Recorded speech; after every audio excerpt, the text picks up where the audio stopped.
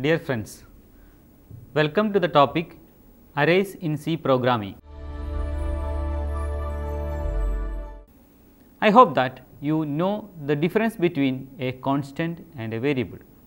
A constant is a quantity that remains unchanged during the execution of a program, whereas a variable is an identifier that can take different values and represents a memory location of the data storage.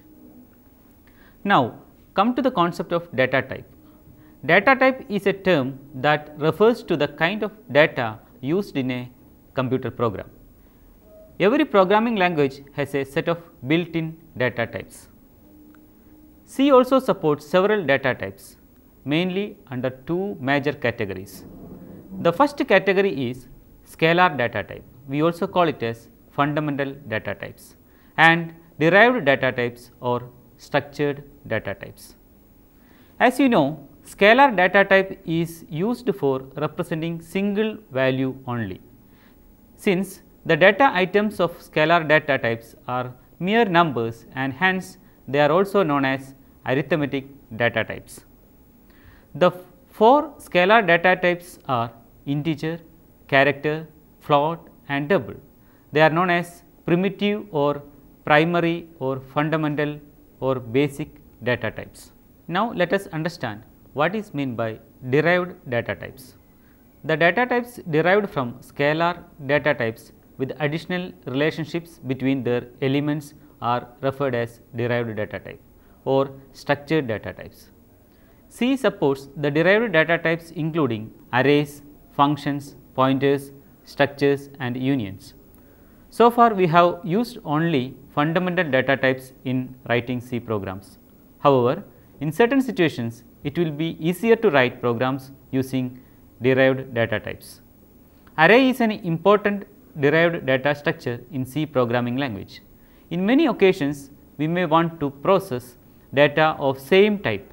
For example, sorting of a list of 100 numbers in ascending or descending order.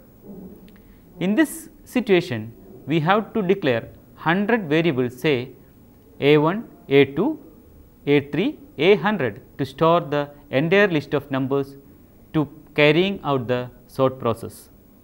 Now, we can realize that the declaration of 100 variables to hold values corresponding to the elements present in the list is not a good idea. The adaptive way to cope up with this objective is to use the concept of arrays that uses a common name with a subscript representing each element. An array is an ordered sequence of finite data items of the same data type that shares a common name. The common name is the array name, and each individual data item is known as an element of the array.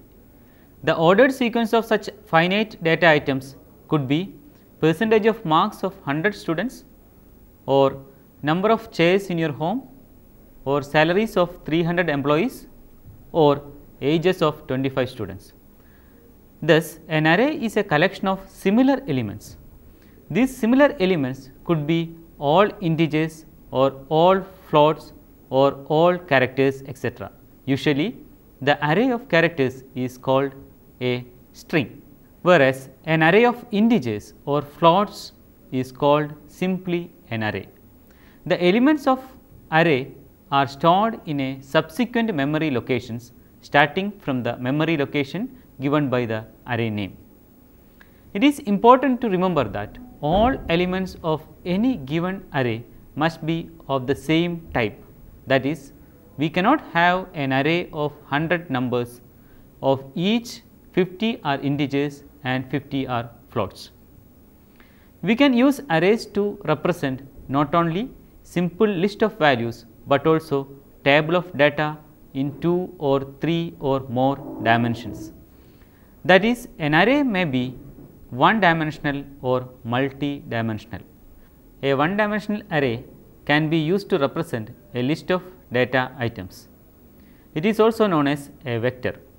A two-dimensional array can be used to represent a table of data items consisting of rows and columns. It is known as matrix. A three-dimensional array can be used to represent a collection of tables, and the concept can also be extended to arrays with more than 3 dimensions also. Declaration of arrays. Every array must be declared before we use it, like other variables. The declaration of one-dimensional and multi-dimensional arrays differ slightly. One-dimensional arrays. A list of items can be given one variable name using only one subscript, and such a variable is called a single subscripted variable or a one-dimensional array. In C, a single subscripted variable xi, here x is the variable name and I is the subscript, can be represented as x of 0, x of 1, x of 2, x of n minus 1. Can note that in C, subscript can be begin with the number 0. Declaration of one-dimensional array. As I told earlier, like any other variable, arrays must be declared before they are used. The syntax of declaring one-dimensional array is data type, variable name, size, variable name 2, size 2, like that, variable name n, size n, where data type refers to the data type of elements in the array. It can be a primitive or derived data type, and variable name x is an identifier which represents the array name, and size is an expression representing the total number of elements in the array. For example, int num20, it declares the number to be an array containing 20 integer elements. Here any subscript 0 to 19 are valid. Note, the subscript of an array can be integer constants, integer variables, or expressions that yield integers. A one-dimensional array uses a single subscripted enclosed within square brackets. For example, num10, num_i, num4 plus 5, num_i plus plus. C performs no bound checking, and therefore care should be exercised to ensure that the array indices are within the declared limits. For example, for the declaration int num5, the access to the array element num6 or num5 won't create any error. In this case, num can only refer num0, num1 up to num4. The base address of an array is the address of the 0th element, starting element of the array. When an array is declared, the compiler allocates a base address and reserves enough space in memory for all the elements of the array. In C, the array name represents this base address. For example, float x5 is the declaration of a one-dimensional array. It defines a float array x of size 5 that represents a block of 5 consecutive storage regions. Here, each element in the array is referred by the array variable x0, x1, x2, x3 and x4, where 0, 1, 2, 3 and 4 represent subscript or indices of the array. In general, xi refers to the ith element of the array. An array variable is also known as subscripted variable. It is important to note that the array subscript always start at 0 in C, and they are integer expressions. Hence, x0 refers to the starting element, x1 refers to the next element, and x4 refers to the last element. The declaration double list 10 array 15 declares two arrays named list and array having 10 and 15 elements respectively of double precision data type. The identifier array is also a valid array name, and it is not a keyword. The declaration char str20 declares character array str having a maximum of 20 characters. Initialization of one-dimensional array. The elements of an array may be assigned with values using initialization instead of reading them by the input-output functions. An array can be initialized in its declaration only. The general form of initialization of one-dimensional array is data type, variable name, then size equal to within braces list of values. The list of values is enclosed in braces separated by commas, and they must be constants or constant expressions. For example, int num5 equal to within braces 10, 11, 12, 13 and 14, where num0 is initialized with 10, num1 with 11, etc., num4 with 14. The values within the braces are scanned from left and assigned to the num0, num1 and so on. A semicolon should be placed after the closing brace. Flavors of initialization. Size may be omitted. Int ARR equal to 1, 2, 3 will declare the ARR array to contain 3 elements initialized with 1, 2 and 3. Initialization of array elements to 0. Int sum5 equal to within braces 0. All elements in sum array is initialized to 0. Implicit initialization. Int ARR5 equal to 1, 2. The first 2 elements in ARR array is initialized with 1 and 2, and the remaining elements are initialized with 0. Reading and writing of one-dimensional arrays. As we already discussed, an array is a single entity holding a sequence of data items of similar data type. All type of arrays except character array cannot be read write as a single entity, but the individual array elements can be read or write. For example, the elements of array ARR are read and write displayed as int ARR3, scanf %d %d %d ampersand sign ARR0, ampersand sign ARR1 and ARR2. Then print %d %d %d ARR0, ARR1, ARR2. When the array size is large, then it is very tedious to read and display as we discussed. Here the loop structure may be used so as to simplify the task.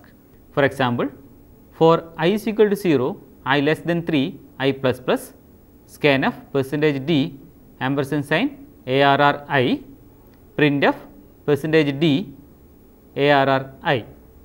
It may be noted that within the loop, the variable I is initialized as 0 to start the subscript at 0.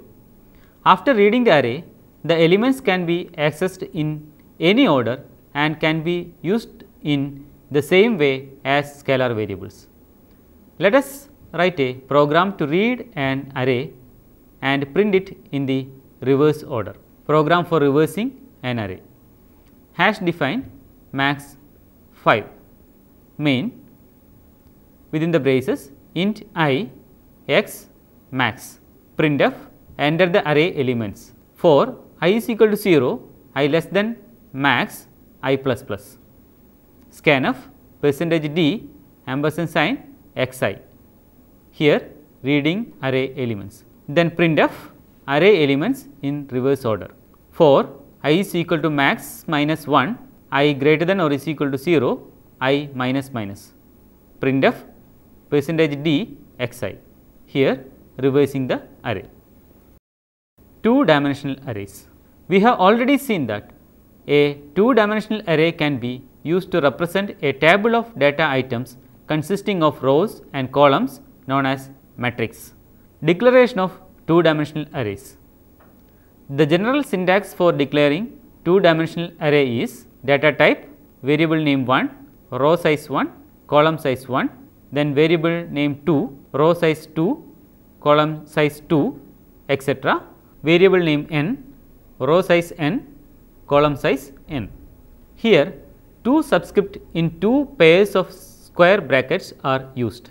The first subscript represents the row size and the second subscript represents the column size. The value in the ith row and jth column is referred by variable name I j. For example, int mat3 declares a two-dimensional integer array, or we can say a 3 by 2 matrix named mat.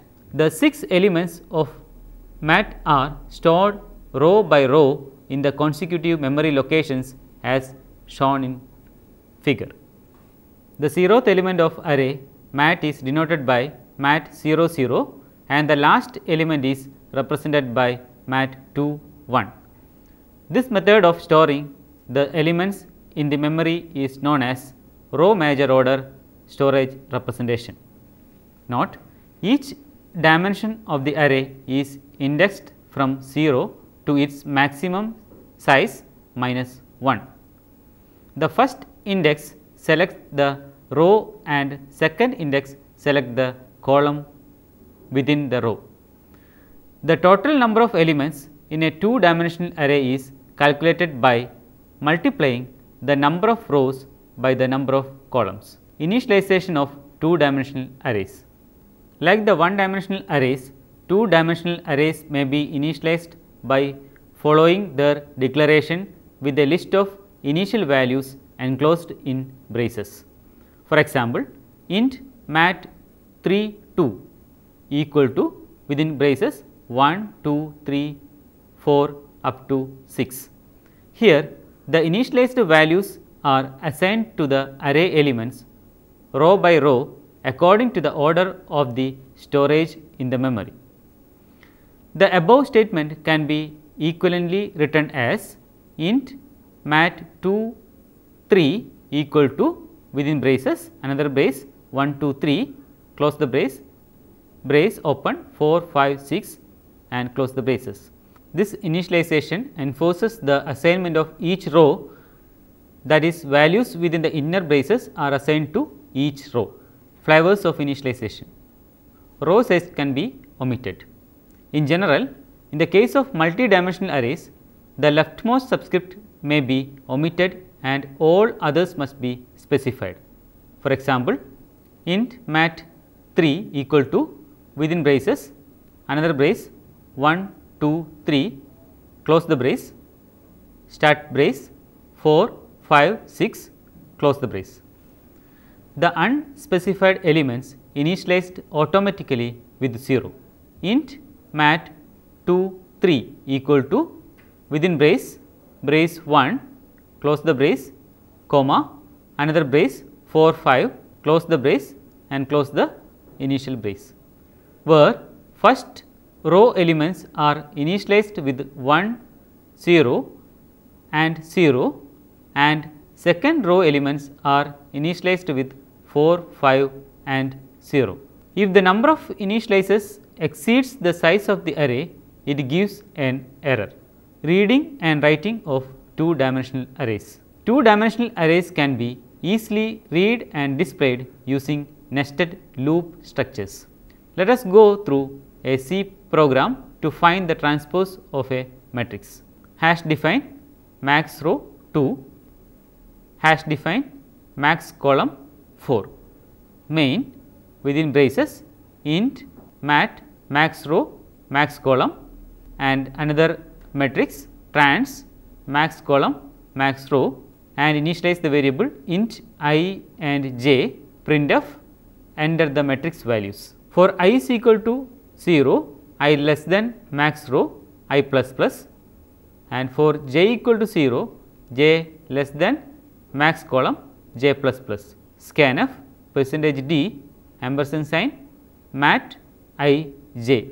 For I equal to 0, I less than max column I plus plus, and for j equal to 0, j less than max row j plus plus, and trans I j equal to mat j I. Print transpose of the matrix. For I equal to 0, I less than max column I plus plus, and within braces for j equal to 0, j less than max row j plus plus and printf percentage d trans I j and printf slash n. Multi-dimensional arrays. C allows arrays of 3 or more dimensions. The maximum number of dimensions supported is compiler dependent. The general form of a multi-dimensional array is data type, variable name 1, size 1, size 2 up to size n, comma, variable name 2, size 1, size 2 up to size n, comma, variable name n, size 1, size 2 up to size n. It is very important to understand the way in which the elements in a multi-dimensional array are stored. This will help to access the array elements. In the case of 3-dimensional array int a 2 to 2, the compiler reserves the memory locations in the order shown in figure. Starting element a 0 0 0, like that the final element a 1 1 1. Character arrays.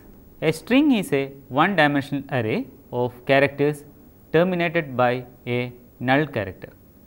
It can be read as single entity, unlike other type of arrays.